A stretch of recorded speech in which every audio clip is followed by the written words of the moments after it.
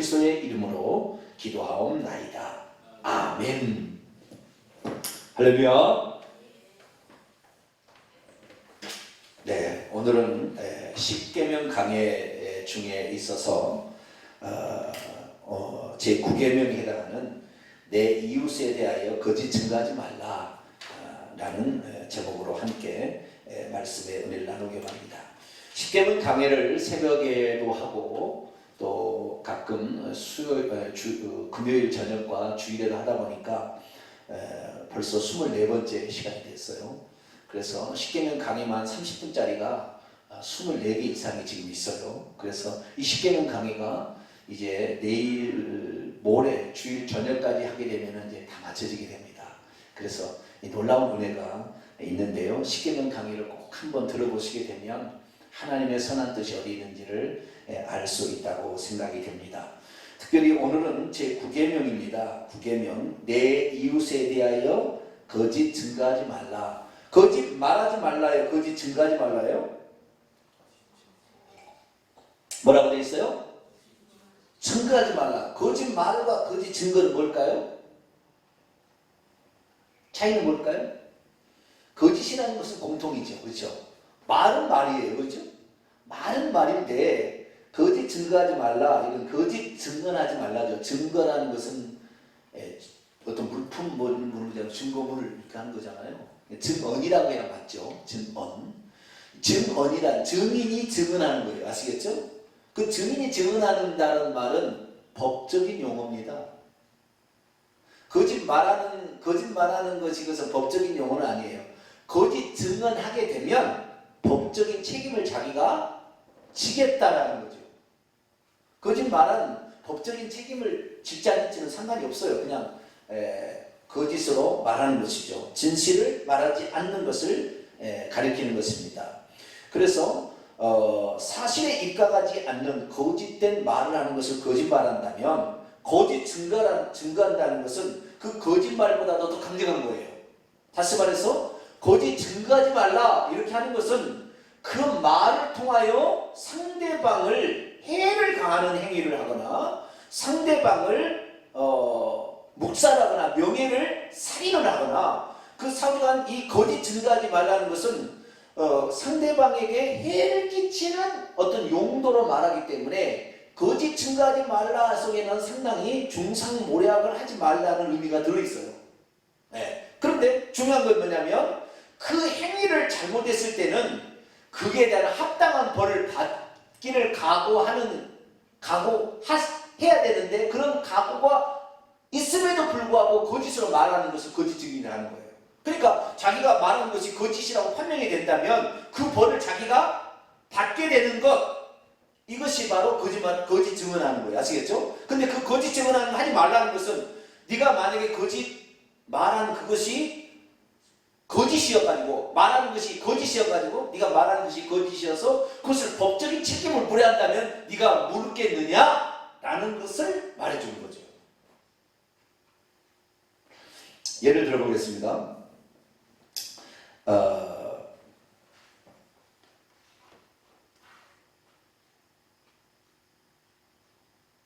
내가 누구하고 결혼을 했다고 합시다. 예를 들었습니다. 누가 결혼했는데 그 결혼을 이제 얘기를 하고 있는데 예를 들어서 친척한테나 누구한테 내 남편 참 훌륭하죠? 물어봤어요. 그러면은 듣는 사람이 훌륭하기는커녕 이렇게 얘기할 수 있잖아요. 그렇죠? 참 훌륭한 사람 만났어. 설령 훌륭하지 않아도 뭐라고요? 참 훌륭한 사람 만났어. 이렇게 얘기할 수 있잖아요. 그렇죠? 그러면 참 훌륭한 사람 만났어. 이것은 거짓말인가요? 아닌가요?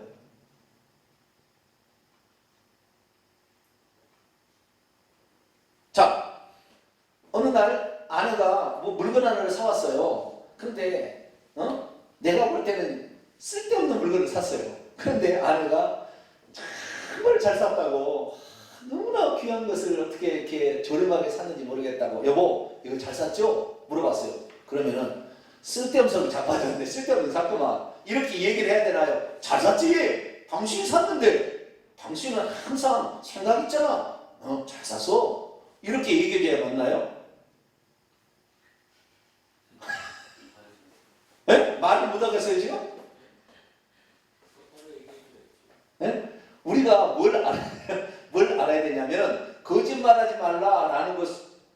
거짓말하지 말라는 것에 정확한 의미를 제가 가지려고, 거짓 증거하지 말라는 것 정확한 의미를 가르치려고 하는 거예요. 자, 이렇게 판단하시면 지혜롭게 말하는 것과 거짓말하는 것에 차이가 있는 거예요. 무슨 차이가 있다고요? 거짓말하는 것과 지혜롭게 말하는 것의 차이를 알아야 돼요.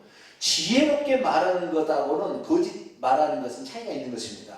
예를 들어서 이 물건을 샀는데 참 잘 샀어 라고 얘기해 주는 것은 지혜롭게 말하는 거예요? 거짓말하는 거예요? 지혜롭게 말하는 거라고. 그런 것은 아시겠죠? 그것은 거짓말을 하면 안 되는 거예요. 지혜롭게 말하는. 왜?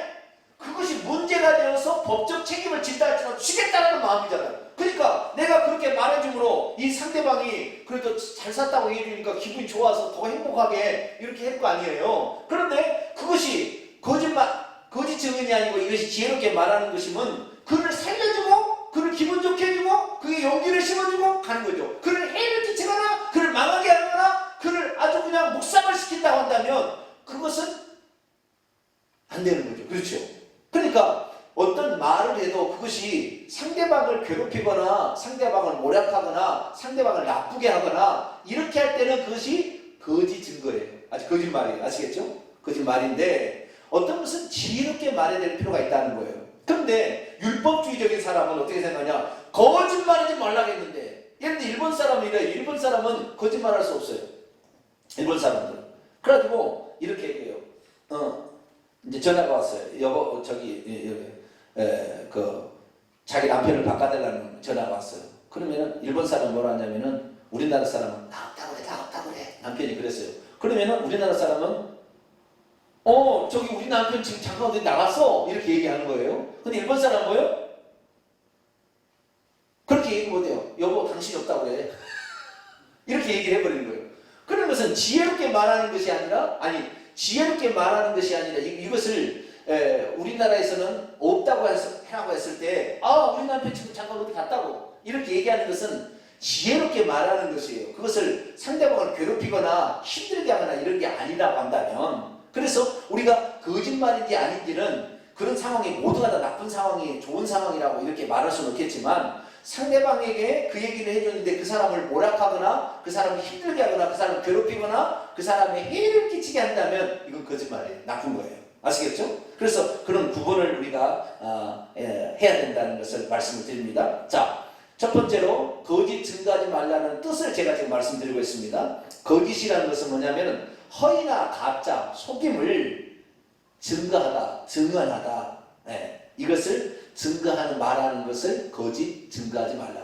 그러니까 주님께서 하나님께서 말씀하실 때에 거짓말하지 말라보다는 거짓 증거하지 말라고 하므로 그 말에 대한 책임을 지도록 한 것입니다. 아시겠죠? 그 의미를 알기 위해서 예화를 한번 성경에 나와 있는 예화를 봅시다. 자, 출애굽기서 22장을 볼까요?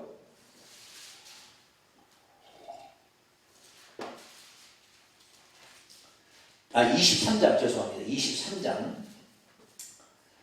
23장 1절부터 3절입니다. 출애굽기 23장 1절부터 3절. 거짓 증거하지 말라는 의미를 지금 우리가 알려고 하는 거예요. 읽습니다. 시작. 너는 거짓된 풍설을 퍼뜨리지 말고 악인과 연합하여 위증하는 증인이 되지 말며 다수를 따라 악을 행하지 말며 송사의 다수를 따라 부당한 증언을 하지 말며 가난한 자의 송사라고 해서 편벽되이 두둔하지 말지니라. 아멘. 위증하지 말라는 거죠. 일종의 위증하지 말라. 사실이 아닌 것을 사실인 것처럼 가짜로 말하지 말라는 거예요. 근데 아까 지혜롭게 말하는 것은 약간 차이가 있는 것이 아시겠죠? 지혜롭게 말하는 것은 그렇게 말하고 상대방을 괴롭히거나 힘드는 것이 아니라고요. 아시겠죠? 그런 것은 봐줄 수 있는 경우고, 내가 얘기를 하는데 내가 이렇게 얘기를 하게 되면 나중에 내가 해가 될까봐 거짓말을 말하는 거예요. 그럼 어떻게 되는 거예요? 그건 거짓말하는 거죠. 거짓 증거하는 거예요. 아시겠죠? 내가 이렇게 말하는데 남들이 나를 막 매도할 것 같아. 그래서 내게 그럴 것 같으니까 내가 거짓말 해버리는 거예요. 이런 것들은 거짓 증언하는 것이죠. 이런 건 위험한 것입니다. 오늘 무조건 가난한 자라도 편들어주는 것, 이것도 잘못된 거예요. 그래서 우리가 거짓말하다 이런 것들은 거기에 대한 어떤 문제가 발생했을 때 자기가 책임을 지는 것까지 포함하는 것입니다. 그래서 거짓 증언하지 말라 이렇게 하는 것은 우리가 한 말에 대해서 책임을 지겠다 그런 뜻입니다. 다르게 표현하면 거짓말하지 말라 이 계명은 뭐예요? 너가 한 말에 대해서 너가 책임을 지겠느냐? 그걸 물어보는 거예요. 그래서 우리는 그 책임지겠습니다 라고 얘기할 때는 이것이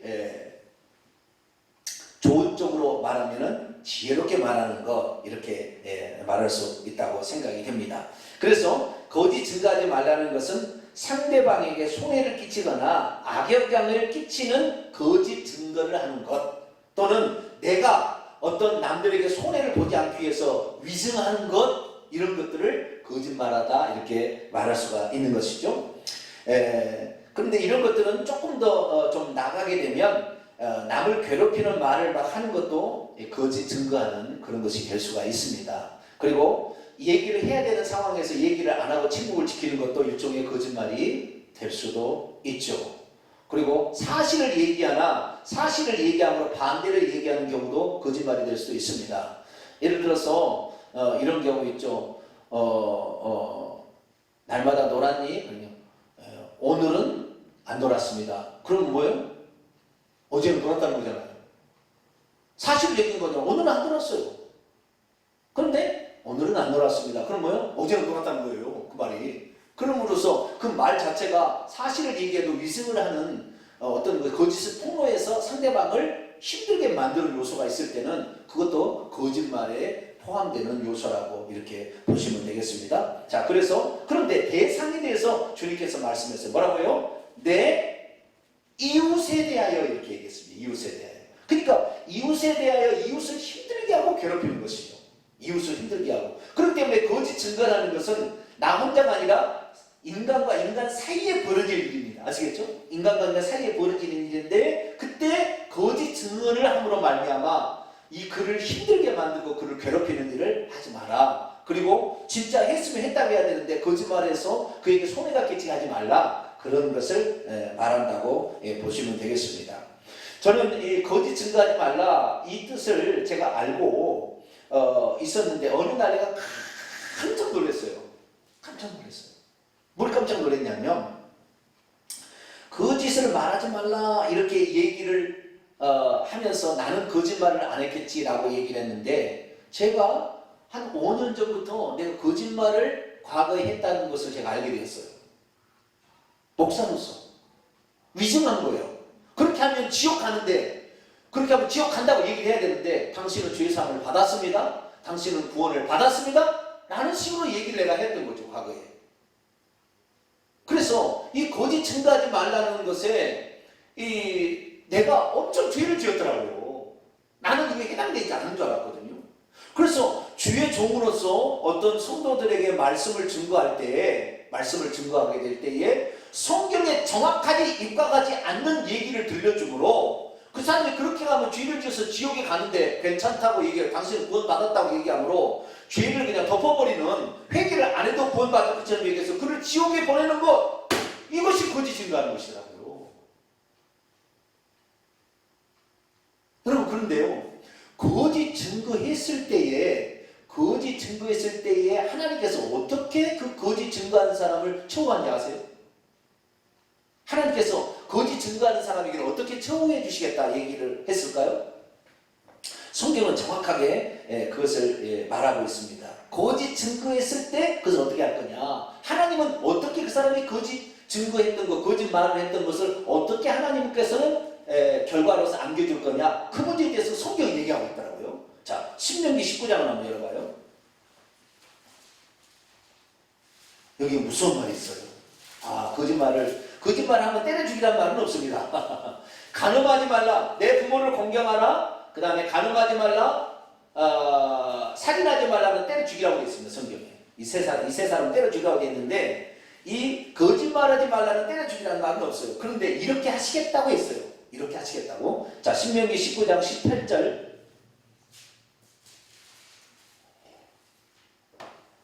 신명기 19장 18절로 19절 말씀입니다. 위증하는 말을 15절부터 얘기하니까 15절부터 해서 19절까지 맞춰보죠.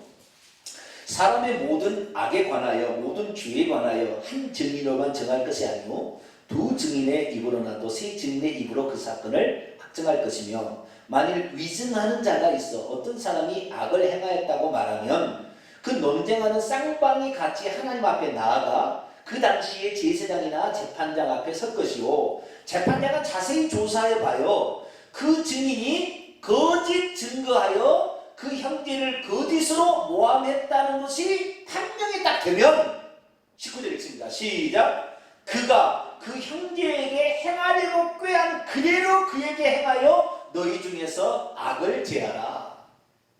내가 거짓으로 위증을 해가지고 이 사람을 해하려고 했어. 어떻게 손해를 보게 했든지 뭘 했든지 그렇게 하려고 내가 목적으로 거짓으로 위증을 했으면 하나님은 어떻게 갚아준다고요?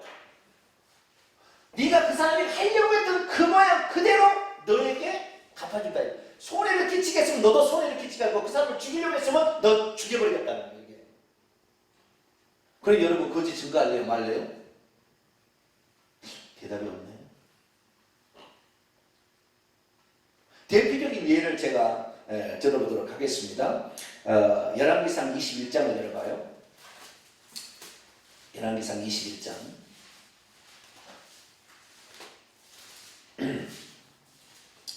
열왕기상 21장에 보면 나봇의 포도원 사건이 나옵니다.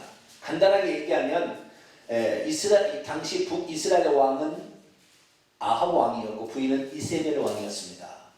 그런데 그 아합 왕의 왕궁에 옆에 밭이 하나 있었는데 나봇의 포도원 밭이 있었어요.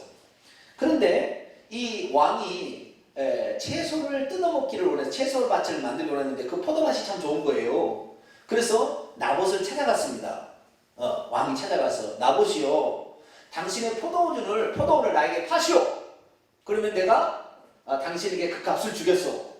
만약 팔지 않겠다고 한다면 요보다 더 좋은 밭을 대토로 다른 땅으로 줄 테니까 내가 필요해서 그러니 이 땅을 나에게 주시면 다른 땅을 내가 포도로 주겠습니다. 그렇게 제안을 했어요. 그런데 나봇이 거절을 했습니다. 왜 거절을 했냐면 이스라엘은 하나님께서 그 땅을 사고 팔지 말라고 했어요. 왜냐하면 하나님께서 기업으로 준 땅이 남의 기업으로 넘어가지 않도록 하기 위해서 그 기업의 사람들이 그 기업을 계속해서 차지할 수 있도록 남에게 안 주도록 하기 위해서 사고 팔지 말라고 했어요. 만약에 부득이하게 가난해서 팔게 됐을 때 희년이 되면 다시 돌려주라고 했어요. 그러니까 나봇은 대대로 물려온 그 밭을 자기 지파가 아닌 다른 사람에게 넘기는 것이 성경의 위배가 되기 때문에, 율법의 위배가 되기 때문에 그럴 수 없습니다라고 얘기를 한 거예요. 그러니까 이 아합 왕이 집에 돌아와서 막 수심에 잠겨서 근심에 잠겨있어요. 그러니까 이세벨이 여보 왜 그래요? 그랬더니 아니 사실 이만저만 했는데 나봇이 나한테 포도를 안 판다고 그러잖아. 그래요? 그러니까 이세벨이 뭐라고 하냐면 당신 왕 맞아요? 왕이 그 정도 힘도 없어요? 뭐 왕이지만 뭐 어쩔 수 있나? 얘기하니 그럼 기다려보세요. 이세벨이 여장부였습니다. 그래 기다려보세요. 그리고는 편지를 썼어요. 그래서 그 나봇이 살고 있는 동네의 어른들과 장로들과 그리고 거기에 있는 귀족들에게 편지를 써가지고 이 나봇을 높이 올린 다음에 거짓 위증자 있잖아요. 거짓 위증하는 사람을 두 사람을 세워서 이 나봇이 하나님을 모욕하였고 왕을 모욕했다고 거짓말로 위증을 시키시오. 그리고는 돌로 때려주시오 했어요. 그래가지고 이 동네 사람들이 왕의 그것이 무서워서 이세벨 말을 안 들으면 죽을 것 같으니까 진짜 나봇을 높이 올린 다음에 그 다음에 두 증인을 보내가지고 거짓 위증을 해가지고 나봇을 돌로 때려서 죽여버렸어요. 나봇만이 아니라 나봇 자식도 죽여버렸어요. 그리고 나서는 나봇의 포도원을 빼앗아서 왕에게 줬어요.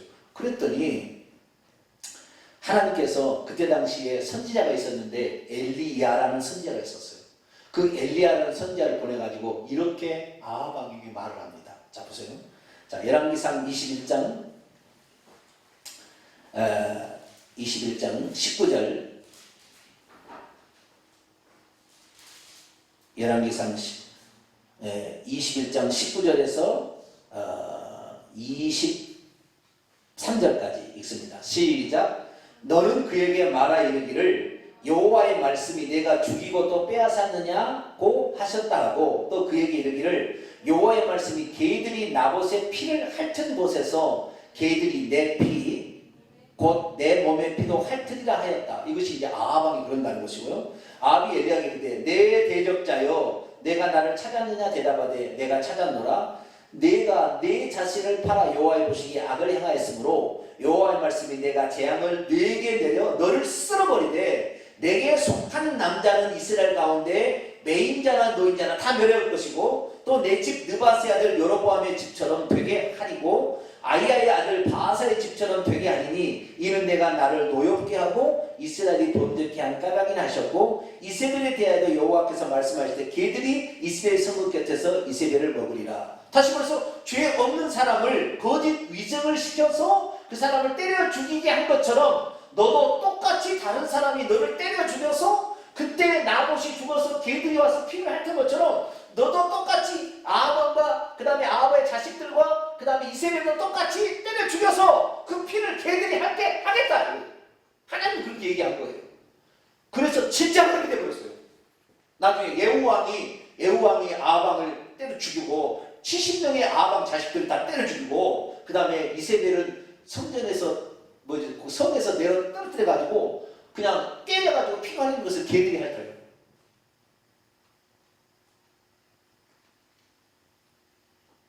그래서 거짓 증거하는 것은 내가 거짓 증거함으로 말미암아 상대방을 괴롭히거나 했던 모든 것은 내가 받을 줄 생각하고 거짓말하면 되는 거예요. 아시겠죠?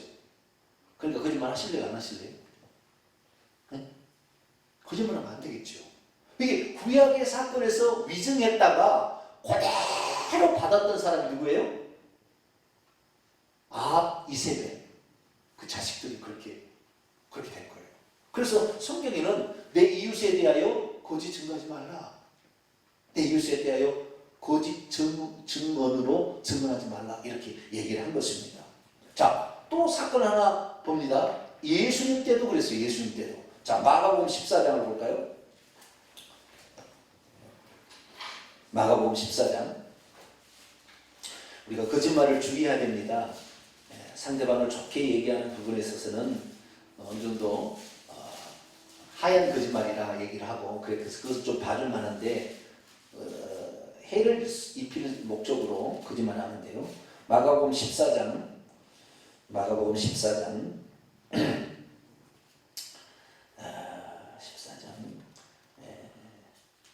이 예수님을 거짓 증언하는 사람들을 보세요. 53절부터 봅니다. 14장 53절. 그들이 예수를 끌고 대장에 가니 대장들과 장들과 서기관들이 다 모이더라.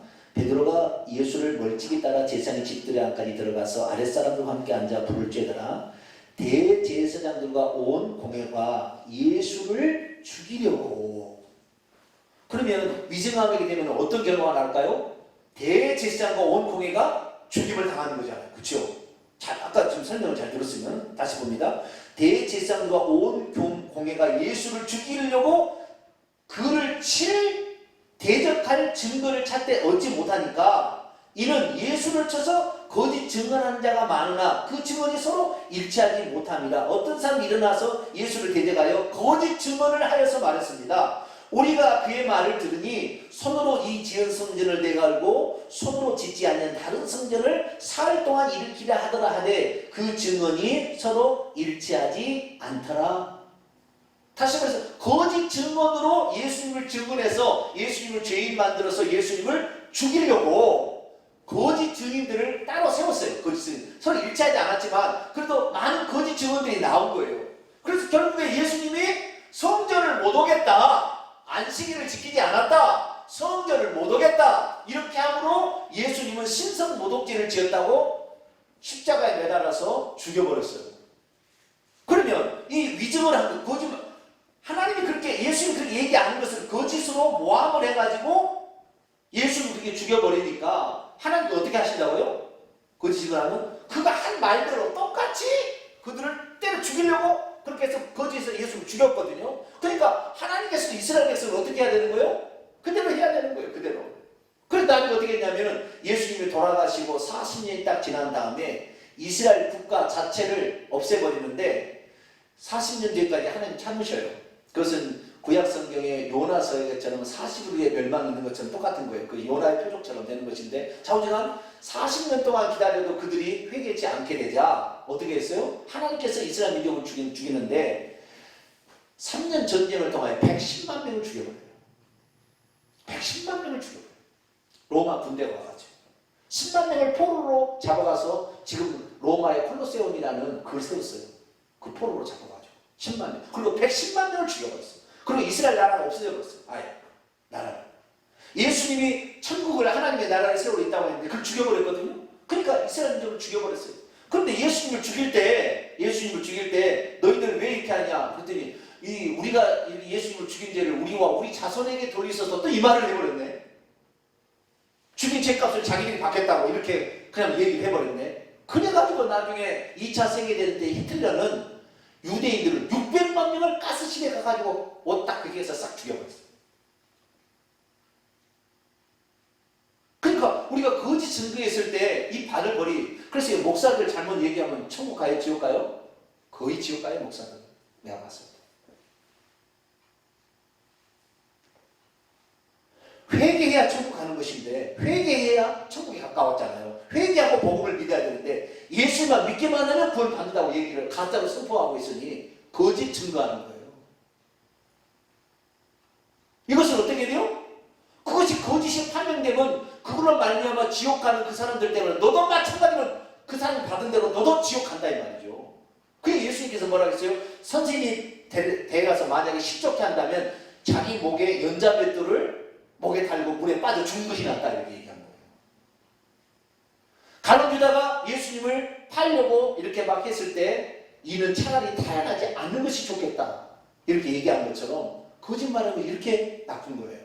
그래서 거짓말한다면 때려 죽이라는 말은 없어요. 그러나 네가 한 말 그대로 나는 너희 갚아주겠다. 자, 부인이 옷을 하나를 사와서 여보 참 잘 샀죠? 그렇게 얘기했어요. 그러면 내가 다른 것을 올라서 샀어? 이렇게 말하는 게 좋아요? 잘 샀어? 이렇게 얘기하는 거예요? 잘 샀어? 이렇게 하는 거죠. 그러면 그게 잘못되면 어디에요? 더 잘 사는 게 되는 거야. 할렐루야. 내가 지금 거짓말을 조장한 건 아니고 이런 말에 대해서 구별을 할 줄 알아야 된다. 이 말이에요. 아시겠죠? 네?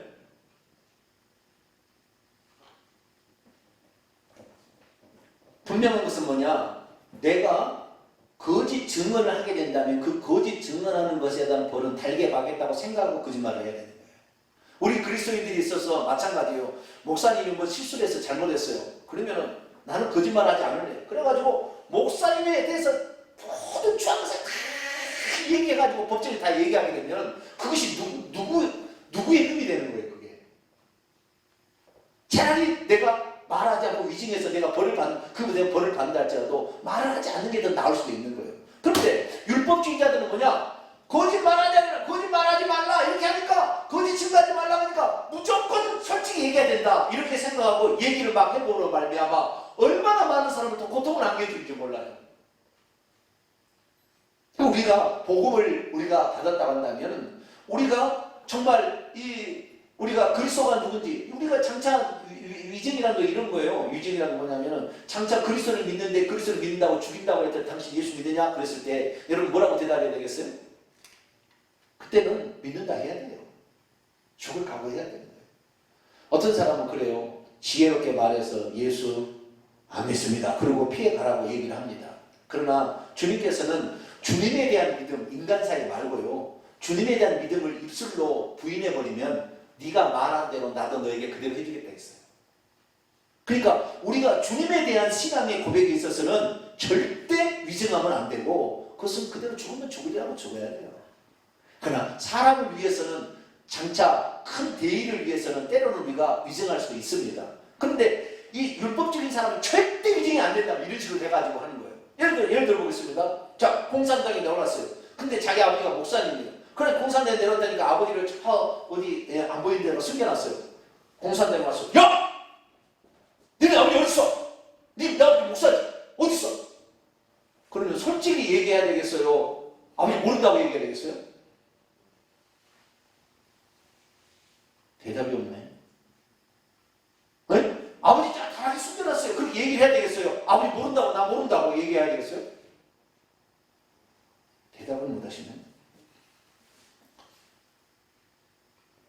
내가 손해볼, 내가 죽을 각오하고 큰 대의를 위해서, 하나님의 나라를 위해서 그때는 내가 위증할 수 있는 거예요. 아시겠죠? 위증이 아니라 거짓말을 이렇게 얘기할 수 있다면 이것은 지혜롭게 말하는 것이죠. 일종의. 그래서 우리가 상황에 따라서 어떤 것은 이것이 상대방을 살리는 거잖아요. 그렇게 하면 상대방을 살리는 거거든요. 그렇죠? 그러나 내 믿음을 시험하게 될 때는, 하나님에 대한 믿음을 시험할 때는 죽으면 죽으리라는 각오로 가야 되겠죠. 그러나 남에 있어서는, 이웃에 대해서는 살리는 방향으로 가야지 죽이는 방향으로 가고 손해보게 하는 방향으로 가서는 안 된다는 거예요. 되도록이면 살리는 방향으로. 여보 나 잘 샀지? 잘 샀지? 당신이 산 것은 항상 최고더라. 그렇게 얘기하지. 싸구려를 그런 것을 그런 돈 주고 샀어. 에라. 그렇게 얘기를 해야 되겠어요. 여러분은 말을 할 때 참 지혜롭게 말을 하고 소금으로 고르게 하듯 아름답게 말할 수 있게 되기를 축원합니다. 그런 사람이 되어야 되는 거예요. 내게 주군이었다면 내게 주군을 위해서 내가 죽임을 당할지언정 주군을 보호할 수 있는 그런 모습이 필요한데, 오늘날에는 대통령을 위시로 하는 보좌관들이 이 값싼 이런 입술을 가지고 있더라고요. 다 그래서 야 세상에 이렇게 자기 조금만 손해 안 보려고 이렇게 사람들이 사는가? 이것을 과연 내 수족이라고 믿고 내가 맡길 수 있을까? 이런 생각이 들더라고요.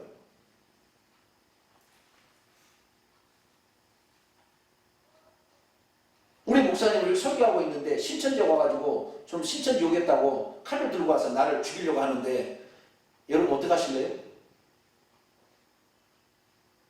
네? 가만 죽이겠구만, 예배 시간인데 뭐 알아서 하시라고, 하나님이 알아서 하시라고 가만히 있어야 돼요? 실험을 한번 해봐야 되나? 어떻게 나올지?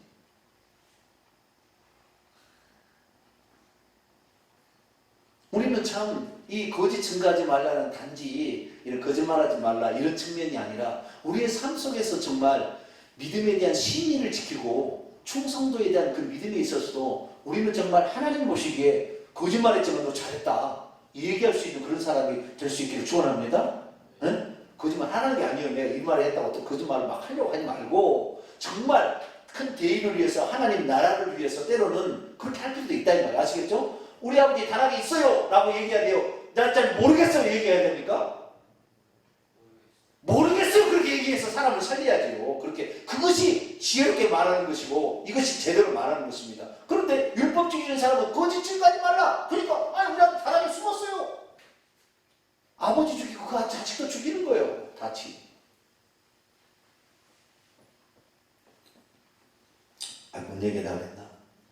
그래서 거짓말하지 말라는 것은 거짓 증인은 법적 용어입니다. 거기에 대해서 문제가 되면 내가 벌을 받겠다는 심정으로 하는데 그것이 때로는 충성일 수 있잖아요. 예, 그런 경우에는 아름다운 것입니다. 오히려 그것이 잘못된 것이 아니라. 아시겠죠? 그러나 예수님에 대해서 믿음을 확인하는 그 순간에 나 예수 안 믿겠어 그렇게 얘기해서는 안 되는 거예요. 핍박을 당할 때 이렇게 하면 안 됩니다. 자, 마태복음 10장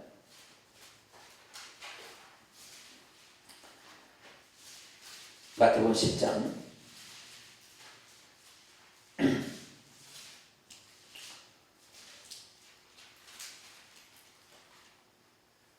마태복음 10장 어디입니까? 32절로 33절 32절로 33절 읽습니다. 시작. 누구든지 사람 앞에서 나를 시인하면 나도 하늘에 계신 내 아버지 앞에서 그를 시인할 것이요 누구든지 사람 앞에서 나를 부인하면 나도 하늘에 계신 내 아버지 앞에서 그를 부인하리라. 그래서 주님에 대한 신앙 고백은 목숨이 위태롭다 할지라도 기꺼이 주님을 위해서 진실을 고백할 수 있는 그런 지조 있는 믿음의 사람이 되기를 축원합니다. 네, 그래서 우리가 참 지혜롭게 말하는 것과 거짓말하는 차이를 분명히 알고 또한 거짓말을 해도 그것이 나에게 손해가 되는다 할지라도 책임을 지겠다는 각오로 거짓말하는 것은 일종의 충성일 수도 있다라는 생각으로 무조건 거짓말했다고 당신 잘못했다 이렇게 말하지 말고 지혜롭게 우리가 판단하는 그런 사람이 되어야 되겠습니다. 마지막입니다. 그래서 오늘날에 주의 종들이 얘기를 할 때 참 지혜롭게 얘기를 잘해야 되고요. 뿐만 아니라 정확하게 말을 해줘야 됩니다. 성경의 말씀을 가감하지 말아야 되는데 오늘날의 주의 종들은 성경을 가감하고 아니 편파적으로 얘기를 함으로 결국에 성도를 죽이고 있어요. 그러면은 그 말한 대로 자기가 되는 거예요. 내가 평안을 비는데 평안이 받기 합당치 않은 그 평안이 내게 오듯이 마찬가지로 내가 잘못 얘기해서 그 사람이 지옥 가게 되면 그 지옥 가게 한 벌을 내가 받는 거예요. 자, 요한계시록 22장을 볼까요? 요한계시록 22장 18절 19절 요한계시록 22장 18절 19절 있습니다. 시작. 내가 이 두루마리 예언의 말씀을 듣는 모든 사람에게 증언하노니 만일 누구든지 이것들 외에 더하면 하나님이 이 두루마리에 기록된 재앙을 그에게 더하실 것이요 만일 누구든지 이 두루마리 예언의 말씀에서 제하여 없애버리면 하나님이 이 두루마리에 기록된 생명당과 및 거룩한 성의 참여함을 제거하실 것이라. 성경 말씀을 더해도 안 되고 빼도 안 되는 거죠. 이 말씀을 그대로 증언해야 되는데 오늘날은 그렇게 안 하고 있어요. 그래서 지옥에 가는 거예요. 성도들은 뭐 압니까? 목사님 얘기하니까 맞는 줄 알죠. 그러니까 당신 예수 믿었습니까? 당신은 예수 믿었으면 과거에 대해 현재에 대해 미래에 대해 다 용서를 받았습니다. 얘기하니까 그런가 보다. 그렇게 믿고 있어요. 그래서 회개도 않고 있어. 그리고 정 내가 지옥 갈 죄를 졌으면 하나님 회개할 마음을 주겠지 뭐 기다리고 있어. 그러다 회개 못하고 지옥 가는 거예요. 여러분은 죄를 지었으면 즉시 회개하기를 축원합니다. 예수님이 십자가에 못 박혀 죽은 것은 우리의 죄를 없앨 만한 준비를 해주는 거예요. 다 준비를 해놓은 거예요. 아시겠죠? 내가 지은 죄가 용서를 받으려면 우리가 우리 죄를 자백하면 그는 미쁘시고 우루사 우리 죄를 산다 했어요. 그래서 인류의 죄를 속할 만한 피를 다 흘려서 그 피를 예수님이 속죄사에 일어났지만 내가 지은 죄에 대해서 회개를 해야 예수의 피가 내 죄를 씻어서 죄가 없어지는 거야. 아시겠죠? 내가 예수 믿는다고 자동적으로 죄가 없어지는 게 아니고 우리가 우리 죄를 자백하면 요한일서 1장 9절에 그 피가 우리의 죄를 깨끗하게 하는 거예요. 아시겠죠? 그러니까 회개 없이는 죄 용서받을 수가 없는 것이고 회개하지 않으면 지옥 가는 거예요. 왜? 용서받지 못한 죄가 있으니까. 이걸 정확히 얘기해 줘야죠. 근데 오늘날 교회에서는 정확히 얘기해야 되는 주의 종들이 이 성경 말씀을 빼버리는 거죠. 회개를 빼버리는 거예요. 그럼 우리 교회가 왜 지금 이렇게 회개와 천국복음을 외치느냐? 예수님이 하신 말 회개하라 천국에 가까웠다. 회개하고 복음을 믿으라. 그것을 정확히 우리가 증거하는 것이죠. 그런데 이것뿐만이 아니에요. 이 구원론의 가장 중요한 문제 구원론인데 구원론뿐만 아니라 666에 대해서도 잘못 풀어요. 종말론에 대해서도 잘못 풀어요. 지금 얼마나 많은 교회들이 종말론에 내가 이제 종말론 설교하겠습니다만은 완전히 잘못되어 있어요. 환란전에 휴거되고 공중휴거가 있고 그 다음에 지상에 내려와서 공중휴거가 있고 무슨 그 다음에 지상 재림이 있다. 이것이 따로따로 된다. 다 사기치고 있어요. 예수님은 그렇게 얘기한 적이 없거든요. 이것을 나중에 그 사실을 믿고 성도들이 따라가다가 나락에 떨어지면 그 벌을 누가 받는 거예요? 목사가 받는 거예요. 그게 목사들이 신중해야 돼요. 정말 성경대로 예수님이 뭐라고 말했는가를 정확히 읽어줄 수 있어야 돼요. 저와 여러분은 누군가에 가르쳐주게 될 때 성경의 가르침, 66권의 가르침, 특별히 예수님의 가르침대로 이렇게 말할 수 있게 되길 바랍니다. 만약에 예수님 말씀대로 얘기하지 않고 거짓으로 말하게 되면 이 진리의 복음에 관하여 거짓으로 말하게 되면 어떻게 될까요? 지옥에 들어갑니다. 자, 요한계시록 19장 20절 19장 20절 읽습니다. 시작. 짐승이 잡히고 그 앞에서 표적을 행하던 거짓 선지자도 함께 잡혔으니 이는 짐승의 표를 받고 그의 우상에 경배하던 자들을 표적으로 미혹하던 자라 이들이 산채로 요한 불붙는 못에 던져지고 거짓 선지자들이 결국에 거짓말로 말하는 거잖아요. 이렇게 복음의 진리를 거짓 말하는 사람이 어떻게 해요? 불과 유황에 타는 못에 들어간다. 자, 요한계시록 21장 8절 21장 8절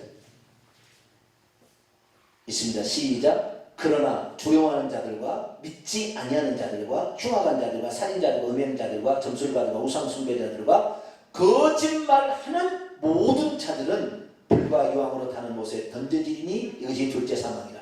거짓으로 가르치는 그 주의 종들, 거짓 선지자, 거짓 교사들, 이 지옥에 떨어지고, 또한 거짓 증언하는 이 사람들도 지옥에 떨어집니다. 진리의 복음을 바꿔서 거짓말로 하는 거, 이 성경 말씀에 나와 있는 이 진리의 복음을 거짓으로 말하면 안 되는 거예요. 이것은 그대로 얘기를 해야 되는데, 이것을 지금 그대로 얘기하지 못하고 있어요. 그러면은 왜 사람들은 거짓을 말하느냐? 그것은 우리의 본성이, 죄의 본성이 우리 안에 거짓을 담고 있습니다. 왜? 사탄 마귀가 거짓말하는 아비인데, 그 사탄 마귀의 본성이 죄를 지음으로 우리 안에 들어와 있어요. 그래서 이미 우리는 할 수만 있으면 나를 보호하기 위해서 거짓말을 막 하게 됩니다. 나를 보호하려고. 자, 마태복음 15장, 이제 거의 다 왔습니다. 자, 마태복음 15장 19절 20절, 마태복음 15장 19절 20절 있습니다. 시작. 마음에서 나오는 것은 악한 생각과 살인과 간음과 음란과 도둑질과 거짓 증언과 비방이니, 이런 것들이 사람을 더럽게 한다. 우리의 마음속에 이미 죄된 타락한 본성 중에 하나가 거짓말에서 나를 보호하려고 그런다 이 말이에요. 지금 청와대 무슨 수석관이 자기를 보호하려고 사실을 얘기하는 것인데, 그것이 그 사람의 직책에 주어진 게 아니라고요. 그 사람의 직책은 대통령을 보호하라고 준 거죠.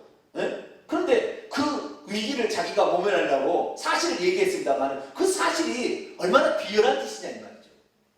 그게 뭐예요? 사람의 본성이 그러는 거예요. 본성이. 진실을 얘기했지만 그것은 자기가 피해보려고 하는 그런 거잖아요. 자기가 피해 안 보고 그 상황을 피해보려고 하는 그런 상황이잖아요. 그런 상황은 죄된 본성이 드러나는 거예요. 그 순간에 비열하게 느껴지잖아요.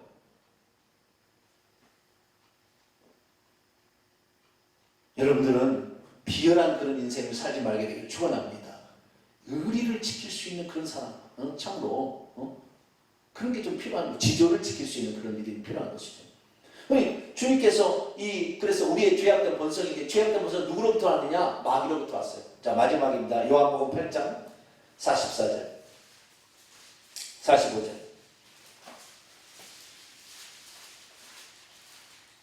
요한복음 8장 44절 45절 읽습니다.